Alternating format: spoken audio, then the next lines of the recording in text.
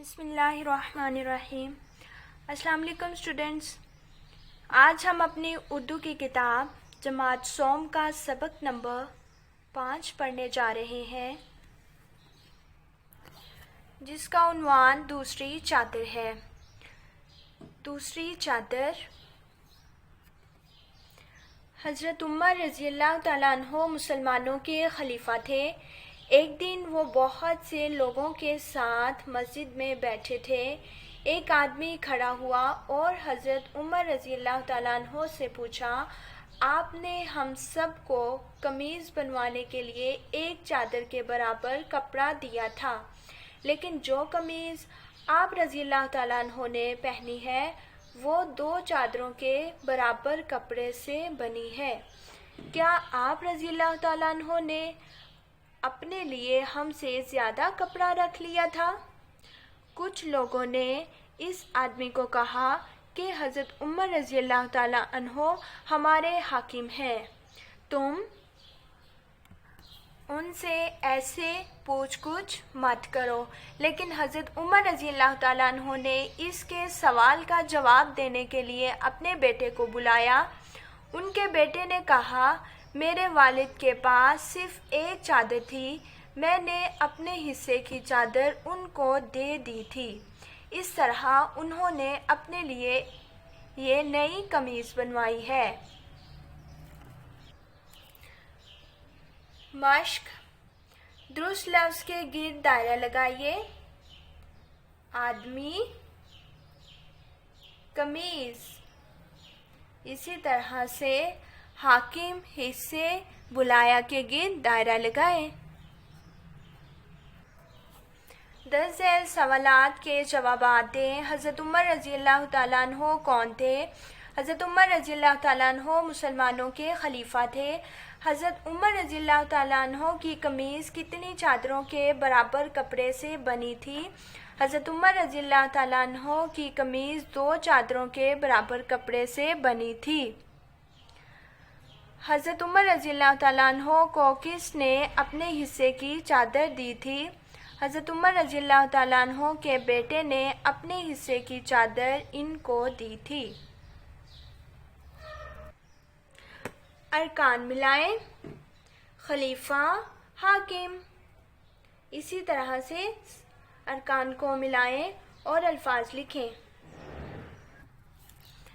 مندرجہ ذیل الفاظ کو ان کے متضاد سے ملائیں۔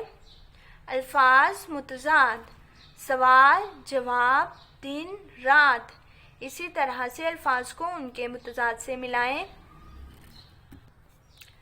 جملے بنائیں۔ سوال: یہ سوال بہت مشکل ہے۔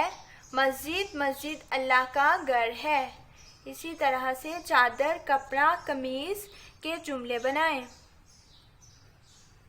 دوسری چادر، جو کہ ہمارا آخری سبق تھا، ہم نے مکمل کر لیا۔ اب ہم پڑھنے جا رہے ہیں اردو قواعد و انشاء جماعت سوم۔ Open your page number 50۔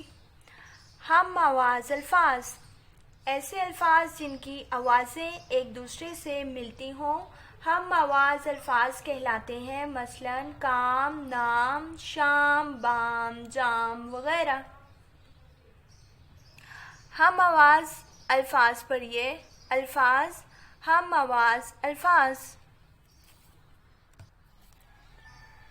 مکان، مہرباں، رائگاں، صاحبہ، گلستان۔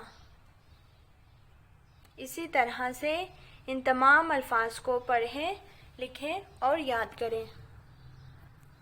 دیے گئے الفاظ کے دو ہم آواز الفاظ لکھیے۔ پھول، بھول، طول، پاک، ناک، چاک۔ اسی طرح سے ان تمام الفاظ کے 2 ہم آواز الفاظ لکھیے۔ دیے گئے الفاظ کے ہم آواز الفاظ لکھیے اور ان دونوں الفاظ کو جملوں میں استعمال کیجیے۔ مثلا الفاظ ہم آواز الفاظ جملے: نرم، گرم، یہ گرم چادر بہت نرم و ملائم ہے۔ جھوٹ، موٹ، झूठ मूठ की बातें मत करो। मज़मून नवीसी किसी मौजू पर अपने ख़यालात, जज्बात या तासुरात का तहरीरी इजहार मज़मून कहलाता है। कंप्यूटर दौर जदीद की एक अहम और मुफीद साइंसी इजाद है। इसके कई हिस्से होते हैं जिनकी मदद से ये काम करता है। कीबोर्ड की मदद से लिखा जाता है और मॉनिटर पर तमाम लिखी हुई चीज़ों को देखा जाता है। सीपीयू और माउस कंप्यूटर के अहम हिस्से हैं जिनकी मदद से हम तमाम कंप्यूटर को कंट्रोल करते हैं। कंप्यूटर मालूमात का ख़जाना है। इससे हम रियाजी के सवालात के अलावा उर्दू और अंग्रेज़ी में लिखाई भी कर सकते हैं। ये इंसान की निस्बत कई गुना ज़्यादा काम करता है। इससे हम दिनों का काम घंटों में कर सकते हैं। इसके ज़रिए लिखाई और छपाई का काम काफ़ी हद तक आसान हो गया है। कंप्यूटर इंटरनेट की मदद से हम एक जगह बैठे हज़ारों मील दूर बैठे शख्स के साथ बातें कर सकते हैं और दुनिया जहां की मालूमात भी हासिल कर सकते हैं। इस मज़मून को अपनी नोटबुक पर लिखें और याद करें। तफ़हीम इबारत, दरअसल इबारत पढ़िए और सवालात के जवाब लिखिए।